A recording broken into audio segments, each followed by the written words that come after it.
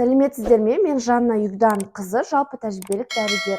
Бүгін сіздерге өт және оның қаншалықты маңызды орын алатыны жайында толығымен осы видеода түсіндіріп өтетін боламын. Неге? Себебі көп адамдардың ойынша өт дегеннің маңыздылығын сұраса, ол туралы даже білмеуі де мүмкін. Сол себепті осы видеоны түсіруді жөн көрдім. Егер буыныңыздың ауруы және де буынның қытыры пайда болса, басыңыздың ауруы мигрень пайда болса, онда сізге міндетті түрде осы өтпен жұмыс жасау керек. Оң жақ қабырға астында ауру сезімі, ауызға ащы дәмнің келуі, галитоз, яғни ауыздан жағымсыз иістің шығуы, бетімізден безеу, акне, жировиктердің пайда болуы, қара дақтардың пайда болуы, және запор, яғни іштің қатуы, метеоризм, іштің желденуі сияқты симптомдар болса, өтіңізбен міндетті түрде тексерілу керек, емдеу керек деген сөз. Және осы өкшеңіз жарылып, кесіліп кетеді. Қанша май жағып жатсаңыз да, осы симптомдардың барлығы өттің патологиясы бар екендігін көрсетеді. Д витаминін ішіп жатсыз, бірақ анализіңізде ешқандай өзгеріс жоқ. Бұның барлығы осы өтке байланысты. Анатомиялық ерекшелік, яғни өт қапшығының перегиб, изгибі және дискинезия деп айтып жатады. Осы норма, оған ештеңе істемесе болады деген сияқты пікірлер бар. Ол дұрыс емес. Тікелей осы жағдайда біз өтпен жұмыс жасауымыз керек. Өт ол бізде гепатоциттерден бөлінеді, яғни бауыр жасушаларынан бөлініп, ол біздің өт қапшығымызға келіп құяды. Өт қапшығына келіп құйған өтіміз, ол өт жолдары болады бізде, сол арқылы уникелшекке барып құяды. Өт қапшығын алдырған пациенттер енді тікелей бауырдан өндірілген өтіміз өт жолдары арқылы 12 елшекке барып құяды. Ол агрессивный өт болғандықтан 12 елшекті тітіркендіріп, сол себепті енді ішек патологиялары дамиды. Егер өтіңізді сақтап қалуға мүмкіндік болса, барынша жағдай жасауға тырысыңыз осы өтті сақтап қалуға.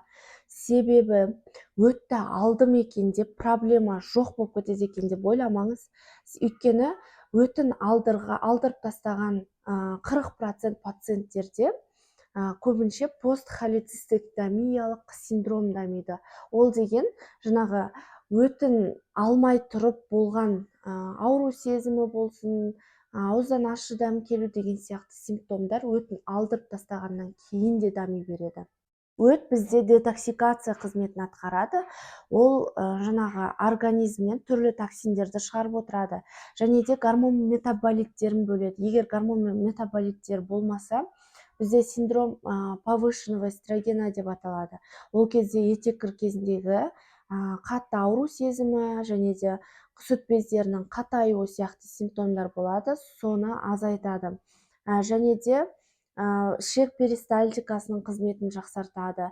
Ол деген запордың болмауына әсер етеді. Және бізде ұйқы безінің қызметін, функциясын жақсартады. Бізде өт пен ұйқы безі екеуі бірлесіп жұмыс жасайды всегда. Егер де өтіңізде проблема болса, бірден ұйқы безінде де проблема болады. Және де майдың сіңуіне әсер етеді, және бізде майда еритін витаминдер болады, А, Д, 2, солардың сіңуіне жағдай жасайды. Енді буын мен өттің қандай қатысы бар? Буын бізде синовиальный жидкостьтен тұрады. Ол сулы және майлы бөліктен тұрады. Майлы бөлігінде бізде холестерин, липопротеиді болады.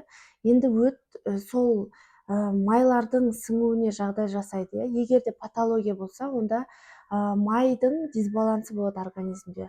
Организмде болса, естественно, бізде буын синовиальный жидкостьтінде міндетті түрде дисбаланс болады.